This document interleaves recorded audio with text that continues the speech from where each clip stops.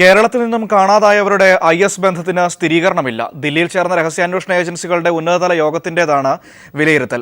വിദേശ രാജ്യങ്ങളുമായി സഹകരിച്ച് അന്വേഷണം വ്യാപിപ്പിക്കാനും യോഗം തീരുമാനിച്ചു. ഇതിനിടെ IS ബന്ധമുള്ള 2 പേരെ ഹൈദരാബാദിൽ നിന്നും ദേശീയ അന്വേഷണ ഏജൻസി അറസ്റ്റ് ചെയ്തു. ആഭ്യന്തര സുരക്ഷാ പ്രശ്നങ്ങളും രാജ്യത്ത് പലയിടത്തും റിപ്പോർട്ട് ചെയ്ത IS സ്വാധീനവും പരിശോധിക്കാനും തുടർ പ്രവർത്തനങ്ങൾ ആസൂത്രണം ചെയ്യാനുമാണ് ദില്ലിയിൽ കേന്ദ്ര ഇന്റലിജൻസ് വിഭാഗത്തിന്റെ നേതൃത്വത്തിൽ ഉന്നതതല യോഗം ചേർന്നത്. കേരളത്തിൽ നിന്നുൾപ്പെടെ ദുരൂഹ സാഹചര്യത്തിൽ നിരവധി പേരെ കാണാതായ റിപ്പോർട്ടുകൾ യോഗം പരിശോധിച്ചു. കേരളത്തിൽ നിന്നും കാണാതായവർ ISൽ എത്തിപ്പെട്ടിട്ടുണ്ടോ എന്ന കാര്യം സ്ഥിരീകരിക്കാൻ ഇന്റലിജൻസ് ബ്യൂറോക്ക് സാധിച്ചിട്ടില്ല. കാണാതായവരിൽ ചിലർ അഫ്ഗാനിസ്ഥാൻ ഉൾപ്പെടെയുള്ള രാജ്യങ്ങളിൽ എത്തിയതിന്റെ വിശദാംശങ്ങൾ IBക്ക് ലഭിച്ചിട്ടുണ്ട്. വിദേശ രാജ്യങ്ങളുടെ സഹായത്തോടെ അന്വേഷണം വ്യാപിപ്പിക്കാനാണ് തീരുമാനം. കേരളത്തെ പ്രതിനിധീകരിച്ച് ഇന്റലിജൻസ് ADGP R ശ്രീലേഖ യോഗത്തിൽ പങ്കെടുത്തു. അതിനിടെ ISന്റെ ദക്ഷിണേന്ത്യയിലെ പ്രധാന കണ്ണികളായ 2 പേരാണ് ഹൈദരാബാദിൽ ദേശീയ അന്വേഷണ ഏജൻസിയുടെ പിടിയിലായത്. ഇസ്ലാമിക് സ്റ്റേറ്റിന്റെ ഹൈദരാബാദിലെ തലവൻ യാസിർ നിയമത്തുള്ള, ധനശേഖരണത്തിന് നേതൃത്വം നൽകുന്ന അത്തായുള്ള റഹ്മാൻ എന്നിവരാണ് പിടിയിലായത്. ISുമായി ബന്ധം കണ്ടെത്തിയതിനെ തുടർന്ന് നേരത്തെ ഹൈദരാബാദിൽ നിന്നും 5 പേരെ അറസ്റ്റ് ചെയ്തിരുന്നു. ഇവരിൽ നിന്നും ലഭിച്ച വിവരത്തിന്റെ അടിസ്ഥാനത്തിലാണ് പ്രധാന കണ്ണികളായ 2 പേരെ കൂടി NIA അറസ്റ്റ് ചെയ്തത്. News bureau, Delhi.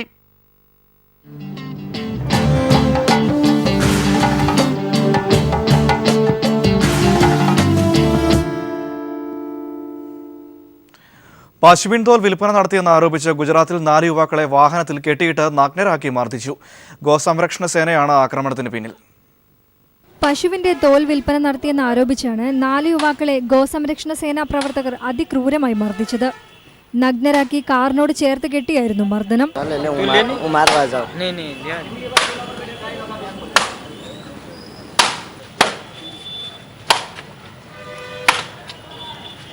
ഗുജറാത്തിലെ ഗിർ സോംനാഥിൽ ഇക്കഴിഞ്ഞ തിങ്കളാഴ്ചയാണ് സംഭവം നടന്നത്. അക്രമികൾ തന്നെയാണ് മർദ്ദനത്തിന്റെ വീഡിയോ മറ്റുള്ളവർക്ക് മുന്നറിയിപ്പ് എന്ന നിലയിൽ സോഷ്യൽ മീഡിയയിൽ പോസ്റ്റ് ചെയ്തത്. ഈ വീഡിയോ വൈറലായതോടെയാണ് സംഭവം പുറം ലോകം അറിഞ്ഞത്. അക്രമികളിൽ 3 പേരെ പോലീസ് പിടികൂടിയിട്ടുണ്ട്. 2 പേരെ ഇതുവരെയും കണ്ടെത്താനായിട്ടില്ല. News desk.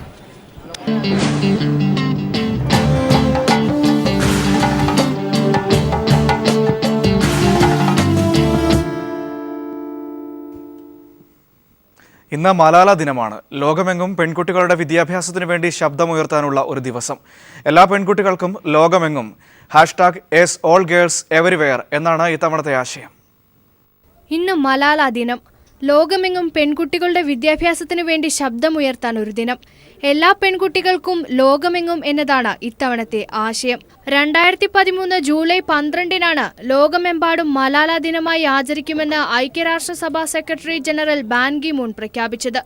ലോകമെമ്പാടുമുള്ള കുട്ടികൾക്ക് മലാല പ്രചോദനമാണെന്നും ഐക്യരാഷ്ട്രസഭയുടെ വിദ്യാഭ്യാസ പ്രവർത്തനത്തിന്റെ ആദ്യ നടപടിയാണ് ഇതെന്നും വിദ്യാഭ്യാസം എല്ലാവരുടെയും അവകാശമാണെന്നും ബാൻ കി മൂൺ അന്നു പറഞ്ഞിരുന്നു. പാകിസ്ഥാനിലെ സ്വാത്തിൽ 2009-ൽ താലിബാൻകാർ സ്കൂളുകൾ അടച്ചുപൂട്ടിയപ്പോൾ പെൺകുട്ടികളുടെ വിദ്യാഭ്യാസാവകാശത്തിനായി മലാല പ്രചാരണം നടത്തിയിരുന്നു. താലിബാൻ അതിക്രമങ്ങൾ ബ്ലോഗിലും സ്വന്തം ഡയറിയിലും കുറിച്ചിട്ടു. 2009-ൽ സ്വാതിൽ നിന്ന് സൈന്യം താലിബാനെ തുരത്തിയപ്പോഴാണ് മലാല സ്വന്തം പേരിൽ എഴുതി തുടങ്ങിയത്. 2009-ൽ മലാലയുടെ ഡയറി കുറിപ്പുകൾ ഗുൽമഖ എന്ന അപരനാമത്തിൽ BBC-യുടെ ഉറുദു ഓൺലൈൻ എഡിഷനിൽ പ്രത്യക്ഷപ്പെട്ടതോടെ അവൾ ലോകം ശ്രദ്ധിക്കുന്ന ശബ്ദമായി. 2001-ൽ കുട്ടികളുടെ അന്താരാഷ്ട്ര സമാധാന പുരസ്കാരത്തിന് അവൾ നാമനിർദ്ദേശം ചെയ്യപ്പെട്ടു. ഇതോടെയാണ് മലാല എന്ന പെൺകുട്ടിയെ താലിബാൻ ശത്രുപക്ഷത്ത് നിർത്തിയത്. മലാലയുടെ ഡയറി കുറിപ്പുകളിലെ പൊള്ളുന്ന വാക്കുകളായിരുന്നു താലിബാനെ കൂടുതൽ പൊള്ളിച്ചത്. ഏത് നിമിഷവും ഏത് വെടിയുണ്ടയോ ബോംബോ മറ്റേതെങ്കിലും ആയുധമോ തന്റെ ജീവൻ എടുത്തേക്കാമെന്ന തിരിച്ചറിവിൽ തന്നെയായിരുന്നു മലാലയുടെ തീക്കളി. ദേശീയ അന്തർദേശീയ തലത്തിൽ തിളങ്ങി നിൽക്കുമ്പോഴാണ് മലാലയെ സ്കൂൾ വാനിൽ നിന്ന് പിടിച്ചിറക്കി താലിബാൻ തീവ്രവാദികൾ നിറയൊഴിച്ചത്.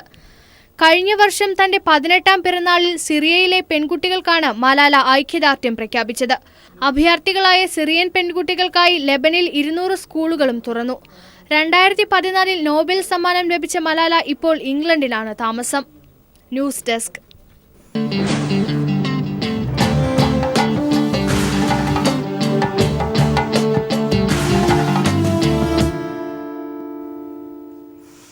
ഉറക്കത്തിനിടെ ഉണർന്ന് ഒറ്റ കണ്ണുകൊണ്ട് ഫോണിലേക്ക് നോക്കുന്ന ശീലമുണ്ടോ നിങ്ങൾക്ക്?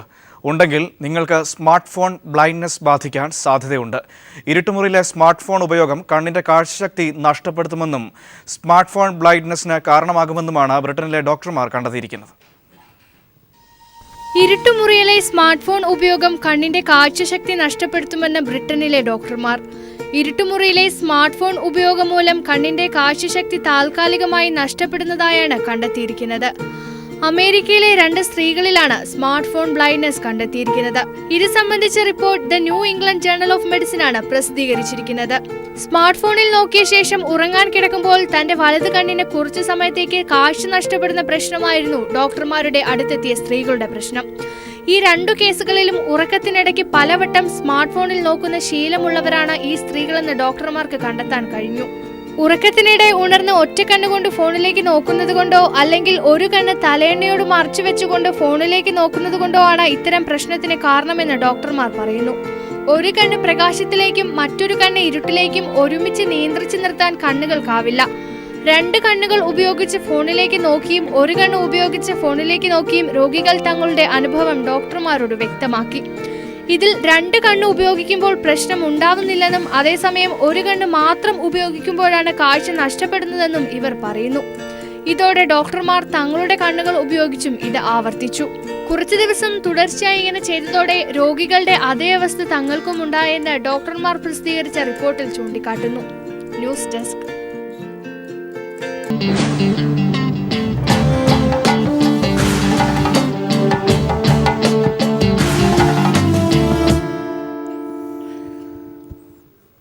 സ്പെക്ട്ര എന്ന ഉപകരണത്തെക്കുറിച്ച് കേട്ടിട്ടുണ്ടോ? ഒന്ന് കണ്ടു നോക്കാം സംഭവം എന്താണെന്ന്. ഈ വസ്തുക്കളുടെ നിറങ്ങൾ തിരിച്ചറിയാനും പുസ്തകങ്ങളുടെ അക്ഷരഘടന മനസ്സിലാക്കാനും ഒക്കെ സഹായിക്കുന്ന കയ്യിൽ കരുതാവുന്ന വിധത്തിലുള്ള ഒരു കുഞ്ഞൻ ഉപകരണമാണ് ഈ സ്പെക്ടർ.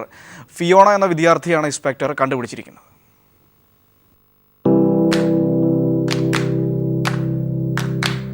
മനസ്സിനിഷ്ടപ്പെടുന്നതും ആകർഷിക്കുന്നതുമായ കാഴ്ചകൾ എപ്പോൾ വേണമെങ്കിലും ഉണ്ടാവാം.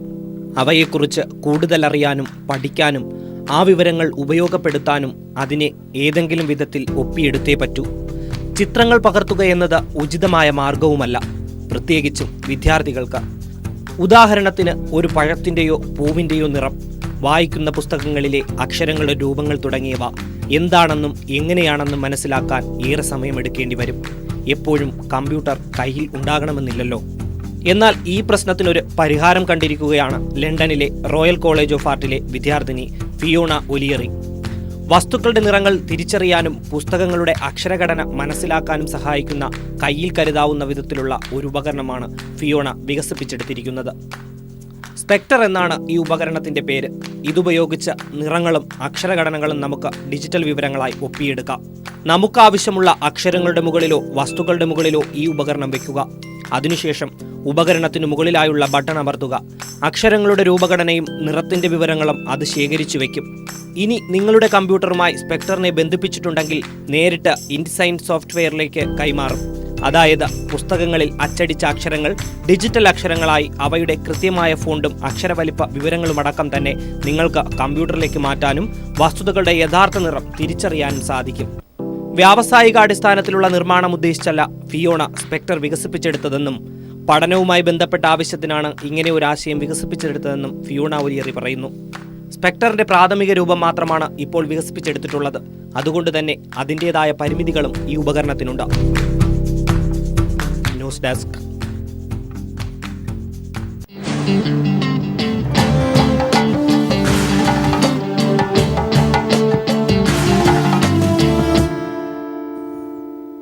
ഈ അലങ്കാര സസ്യശ്രേണിയിൽ ട്യൂബറോസ് വ്യത്യസ്തമാകുന്നത് അതിൻ്റെ സുഗന്ധം കൊണ്ടാണ്.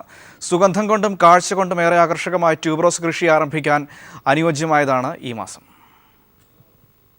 പരിമളം കൊണ്ടും ചാരുത കൊണ്ടും ലാവണ്യം കൊണ്ടും അലങ്കാര സസ്യശ്രേണിയിൽ പ്രത്യേക സ്ഥാനം വഹിക്കുന്ന പുഷ്പമാണ് ട്യൂബറോസ്. ട്യൂബറോസിന് വാണിജ്യപരമായി വളരെ പ്രാധാന്യമുണ്ട്. അലങ്കാര സസ്യശ്രേണിയിൽ ട്യൂബറോസ് വ്യത്യസ്തമാകുന്നത് അതിൻ്റെ സുഗന്ധം കൊണ്ടാണ്. ഇവയുടെ പൂക്കൾ സുഗന്ധ എണ്ണ വ്യവസായത്തിൽ ധാരാളമായി ഉപയോഗിക്കുന്നു. മെയ് മുതൽ ജൂലൈ വരെയുള്ള മാസങ്ങളിലാണ് വിത്ത് നടാൻ ഉത്തമം. വായു സഞ്ചാരമുള്ളതും നീർവാഴ്ചയുള്ളതുമായ മണൽ കലർന്ന എക്കൽ മണ്ണാണ് ട്യൂബറോസിന് ഉത്തമം. കിഴങ്ങുകൾ വഴി വംശവർദ്ധനവ് നടത്തുന്ന ട്യൂബറോസിന് ബോട്ടിന്റെ ആകൃതിയിലുള്ള കിഴങ്ങുകളാണ് നടാൻ അനുയോജ്യം. കാലാവസ്ഥയ്ക്ക് അനുസരണമായി 5 മുതൽ 10 ദിവസത്തിൽ നല്ല രീതിയിൽ ജലസേചനം നൽകണം. ജൂൺ മുതൽ ഒക്ടോബർ വരെയാണ് പൂക്കാലം. പുൽച്ചാടി, കക്ക, ത്രിപ്സ് എന്നിവയാണ് ചെടിയിൽ ഭീഷണിയാകുന്ന പ്രധാന കീടങ്ങൾ. മാലത്തിയോൺ, കാർബാറിൽ എന്നിവ ഉപയോഗിച്ച് ഇവയെ നിയന്ത്രിക്കാം. സാധാരണയായി ട്യൂബ്രോസിൽ അസുഖമൊന്നും കാണാറില്ല എന്നതും ട്യൂബ്രോസ് കൃഷി ആകർഷകമാക്കാൻ ഒരു കാരണമാണ്. News desk.